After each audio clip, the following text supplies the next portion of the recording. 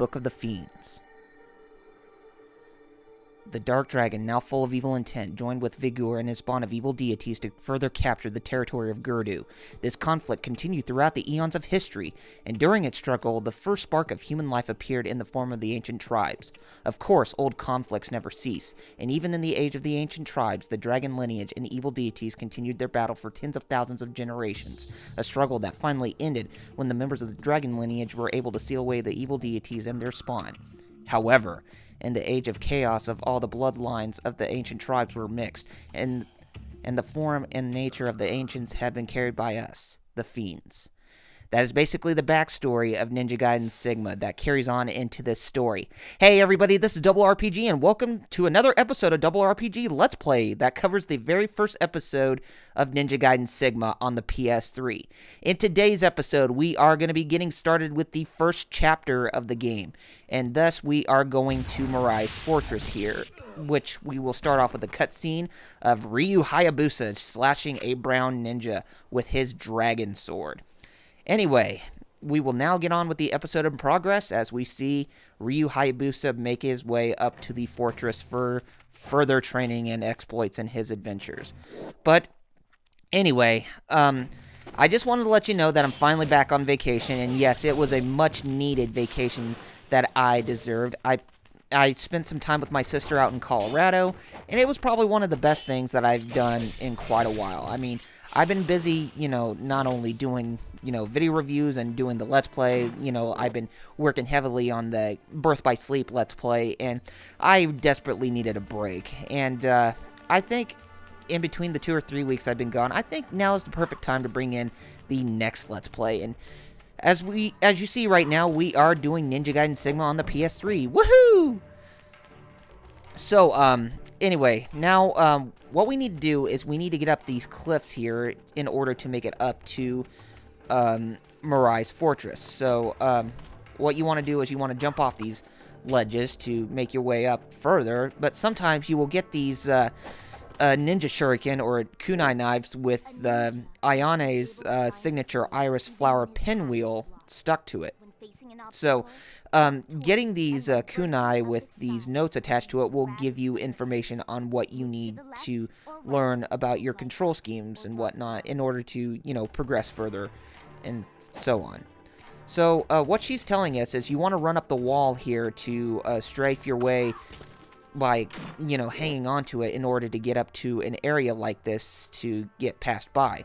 And, we just grabbed a elixir of spiritual life. That's basically your, health potion in the game in case if you lose some life. And, yeah, you will desperately need it, in times of, really bad,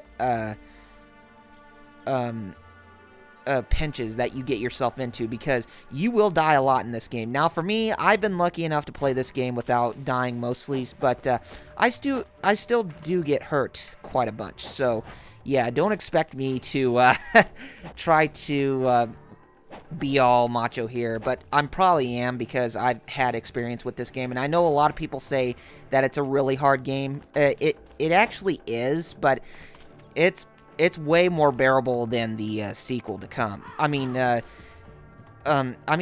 does take a page. The difficulty does take a page from the old Ninja Gaiden games, and it's pretty difficult. I mean, when you're trying something in the hack and slash vibe, like this, that takes page from Devil May Cry and God of War, and I think Tomonobu Itagaki and his team at Team Ninja, that he used to be in before he left back in 2008, they put off a really good product that differentiated itself from Devil May Cry and God of War. And hey, when you have a hack and slash game that has ninjas, I'm sold. Yeah, just to quote K-Wing in his Samurai Warriors Chronicles 3DS review. No offense, buddy. I loved your review, by the way. But anyway, as you can see, we just got done defeating those brown ninjas, and we opened this treasure box that gave us a great spirit elixir. And that's basically the stronger potion in the game that restores more life. And here we have another kunai knife with Ayane's signature flower on it. And that gives us the tip of the flying bird jump. Basically, what you want to do is you want to run up a wall. And as you run up a wall, you want to hit the X button to jump, and that will get you up to this ledge right there.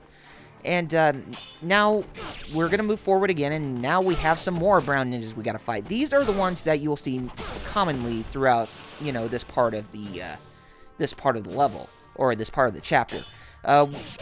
The different ninja types, they will get progressively harder as we progress through the game, but yeah, these guys are mostly a cakewalk, and considering that this game does have RPG elements in terms of, you know, growing the strength of your weapons and such, they put them at a very basic and simple state to where you can actually beat them. But they're still hard, though.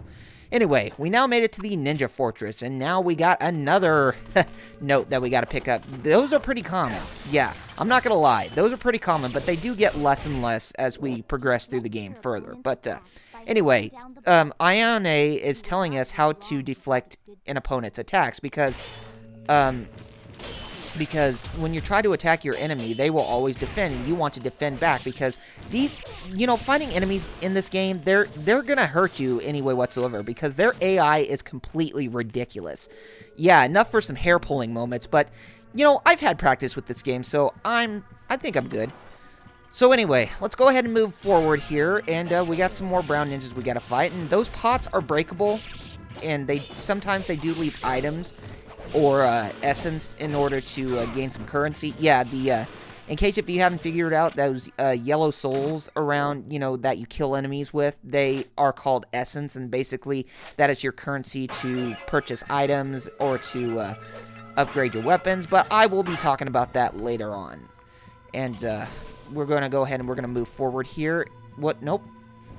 Oh, yes, we do. And basically, we are in a storied event where we need to defeat this horde of brown ninjas in order to get past this one part. But they're simple enough, like I said, but let's just go ahead and just lay the smackdown on them. And there I go, using that phrase again. But anyway, as you can see from, you know, playing this game, it does have a bit of a steep learning curve, so don't get discouraged if you can't, you know, try to, you know, defeat all the enemies by yourself, because they are pretty hard, and there are lots of moves that you can learn with using the different weapons in the game. So there are many different ways on how you can hurt your enemies. So yeah, it's like I said, the learning curve is pretty steep. But let's go ahead and let's get this elixir of spiritual life right here, and there's another one over there, but we're gonna get stopped by these freaking brown ninjas, but we went ahead and just destroyed them. Yeah, we're good at that. But yeah, let's go ahead and get that other one. But that suit of armor is carrying a key. We cannot get that right away because there is an item that we need to place on him in order to get that key. So let's go ahead and move forward, and let's go ahead and enter the slide door here, and right behind there, you know, as Ryu was passing by, we'll get back to that eventually, but that will give us either a great spirit elixir or another elixir of spiritual life, but yeah, we'll come back to that. But as you can see, just a few seconds ago, we got a technique scroll, and that is the flying swallow. And basically what you do is you jump in the air and you hit the triangle button to do a dashing slash of any sort with your enemy. I mean, it pretty much goes for bladed weapons, you know, like the dragon sword, or like the dragon's fang and tiger's claw, which we will get later, and the kotetsu blade. You'll see what I mean. The flying swallow technique is pretty much used, like I said, for bladed weapons. But yeah, it's a pretty strong technique if you want to decapitate your enemies really fast. So use that technique to your advantage, but don't be using it all the time. I mean, you want to be using different techniques, like running up the wall and, you know, doing a downward slash, jumping downward slash, that kind of stuff, you know, kind of like what I'm doing. And if you hold the triangle button down and let the essence come to you, you will do a super ultimate technique, ultimate move called the ultimate technique. I can't remember what the first level of it is, but I know that the second stage is called the ultimate technique, or the ultimate finisher, as you want to call it, and that will show Ryu going through and a battle sequence animation of just slashing his enemy to bits, and you will get a high amount of essence for doing that. So use that to your advantage if you want to get more essence in the game to, you know, upgrade your weapons to their max, as it will save you in the long run. And to get you more and more Great Spirit Elixirs and Elixirs of Spiritual Lives, you get the idea. And there's another Great Spirit Elixir right there, but that's not what we're only coming here for. And now that we're down here in the caves, yeah, these bats are going to be giving us trouble. And you need a chain-based weapon like the Vigurian Flail or the Nunchucks to do some damage on them. But we do not have them right away. We will be getting that once as we get over to the Vigur Empire. So we'll just worry about hitting them with their sword. And Fangs of the Samurai, the item right there, that is what we want to deliver to the samurai statue that we saw holding the key. So let's go ahead and make our way back up. But we got another note to learn here. And Ayane tells us that we can use items when we're out on the field instead of, you know, having to go into the sub menu in order to do that manually. So yeah, it's pretty useful in case you know, when you're in the middle of action and you want to use an item. There you go. Use those moves to your advantage. Man, I gotta really say that the outfit that Ryu Hayabusa is wearing right now, it's actually a pretty freaking sweet ninja costume. I mean, when you take a look at his regular getup, and you know, when you get this game, I mean, when you get further into this game, you know, after the first couple of chapters, and mostly what he wears in Ninja Gaiden Sigma 2, he actually looks more like a superhero. And you know, it's times like this when you want to compare him to someone like Superman or Batman or Spider-Man. Yeah, he kind of fits into the superhero rank, if you think about it. The item box that we got earlier, just less than a minute ago, that was called the Talisman of Rebirth. And basically, what that item does is that if, you know, Ryu Hayabusa were to lose his health completely, you use that item, and basically it will restore you back to life. And, yeah, and they will be useful for, you know, the later boss fights, because I'm not going to lie, the boss fights are really, really difficult. So you want to make sure you at least have, you know, 3 of those on you. And they're not cheap. I'm going to tell you that right now. They are not cheap items to use or to get when you buy them, because they run at like 15,000 essence points to buy. Yeah, that's pretty costly, so. And why did I come this way when I should have went back to get the Fangs of the Samurai? Maybe I just want to grind a little bit. I don't know. But anyway, let's go ahead and let's see if we can try to defeat these enemies, and then we'll make our way back over, and we can get the key so we can go open the door. But if we don't do that, then I will skip ahead to go get the key for you, and then I'll come right back over. So let's go ahead and see where we're at. Yeah, it seems like it took out the brown ninjas more than the white ninjas. So actually, yeah, I think we're gonna go ahead and we're gonna make our way back over and grab it. But let's go ahead and get this. And oh, it's actually Lives of the Thousand Gods. What this item does, the Lives of the Thousand Gods, it will actually increase your health. But there's also an item called Life of the Gods, or Life of a God. Basically, you collect 9 of those items, and they will increase your lives. Increase your health meter a bunch. And if you get the Lives of the Thousand Gods, they have all 9 orbs together into one item, and that will automatically increase your health all the way. And yeah, it's a really good item to use. If you find any of those items, be sure you use them at your dispense, and they will save you in the long run for the later fights. So, yeah. Now, we did put the Fangs of the Samurai into the Samurai statue, and that gave us the Key of Courage. And basically, we want to use that key in order to get further on to where Marais is. So, let's go ahead and slash that scroll up, and then let's go ahead and save right here real quick. And yeah, the dragon right there, they will save your progress. So let's go ahead and do that real quickly.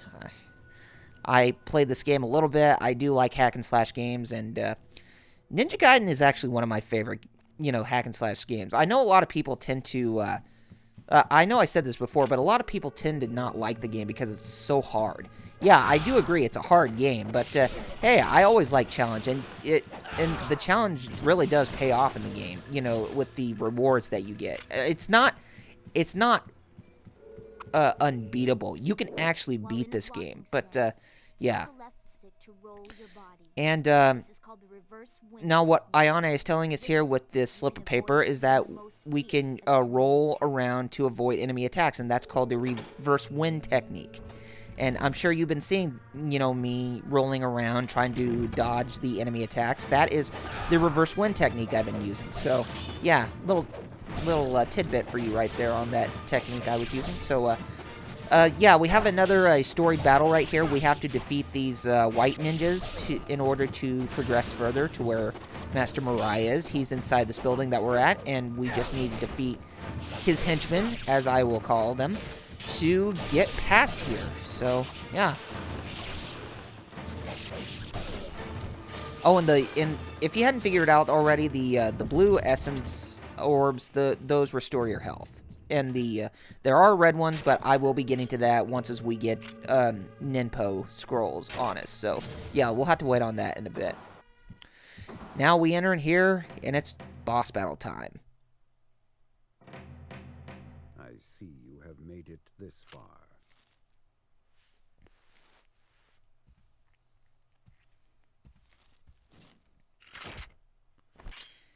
And yes, this boss has a pair of nunchucks. I am so envious. I want some nunchucks on me right now.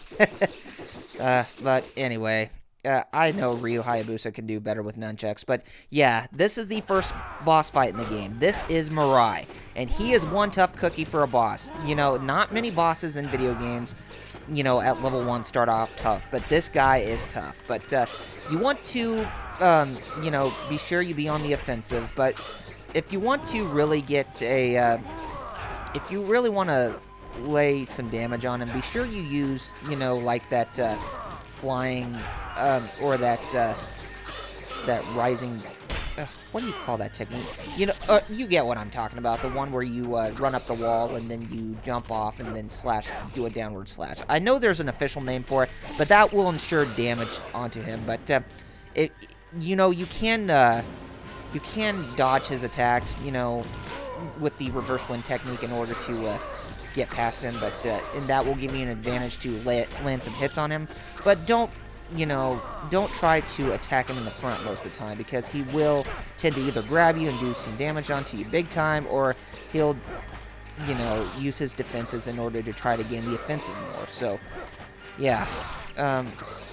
He is a big pain. You will be losing some elixirs of spiritual life when you fight against him, but we should be able to defeat him shortly. But let's go ahead and use another one. I know I tend to use a lot, but hey, if you gotta save your life at the last, you know, minute, go ahead and do so. And but you can't steal all his life. I think if you hit him at 75 or 80% health, you should be able to defeat him. And yes, we have defeated him right now, and that ended the boss battle right there. So, yeah. And as you could probably tell, yeah, we completed Chapter 1 already after these, after this cutscene that's happening. And Ayane is running, looking very determined to come back to the Ninja Fortress to tell Marais something.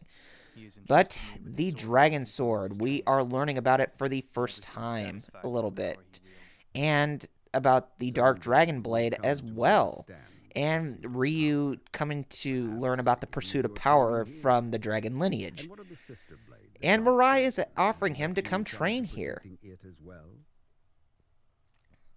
Which, I think it actually would be very good for, you know, Ryu Hayabusa to learn some ninja techniques while he's here, you know, learning from a master ninja like Marais. But who knows what's going to happen.